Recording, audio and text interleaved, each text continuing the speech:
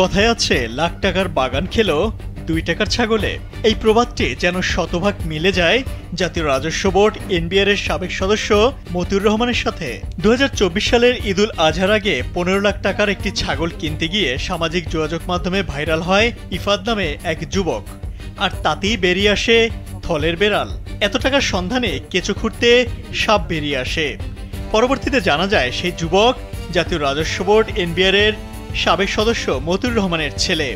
এরপর সামনে আসতে থাকে মতিউরের একের পর এক দুর্নীতির খবর, যার রেশ ধরে পরবর্তীতে জেলে যেতে হয় তাকে। এবার নতুন ঘটনায় আবারও আলোচনায় এসেছেন ছাগলকাণ্ডের সেই মতিউর। সিনেমা নয়, যেন বাস্তবের আয়নাবাজি দেখালেন তিনি। স্যান্ডেলিনা সো, রূপচর্চায় আভিজাত্য। তবে এবারও ফাঁসতে হলো তাকে। ঘটনাটি জানাজানি হয় একটি সিসিটিভি ফুটেজ সামনে আসার পর। আগস্টের 12 তারিখ মতিউরকে কিশোরগঞ্জ কারাগার থেকে ঢাকা মহানগর দায়রা জজ আদালতে দুর্নীতির মামলা শুনানির জন্য নেওয়া হয়। শুনানি শেষে কারাগারে ফেরার পথে মতিউরকে বহনকারী গাড়িটি নরসিংদীর নিরালা হাড্ডি হোটেল অ্যান্ড রেস্টুরেন্টে বিকেল 5টা 18 মিনিট হতে 6টা 8 মিনিট পর্যন্ত 50 মিনিট যাত্রা বিরতি করে। রেস্টুরেন্টের সিসিটিভি ফুটেজ যাচাই করে দেখা যায় বিকেল 5টা 18 মিনিটে মতিউরকে বহনকারী পুলিশের একটি প্রিজন ভ্যান এবং প্রিজন ভ্যানের সাথে আসা পুলিশের স্কট গাড়ি ঘটনাস্থলে এসে পৌঁছায় এবং হাতকড়া ছাড়াই মতিউরকে প্রিজন ভ্যান থেকে নামানো হয়। হোটেলের ভেতরের সিসিটিভি ফুটেজ থেকে নিশ্চিত হওয়া যায় আগে থেকেই সেখানে অবস্থান করছিলেন সাদা টি শার্ট, জিন্স ও কালো রঙের জুতা পরিহিত একজন ব্যক্তি। মতিউরকে আনা হচ্ছে দেখেই তিনি হোটেলের একটি ভেতরের কক্ষে ঢুকে পড়েন এবং এর কিছুক্ষণ পর পুলিশ সদস্যরা মতিউরকেও সেই কক্ষে প্রবেশ করিয়ে বাইরে অবস্থান করে।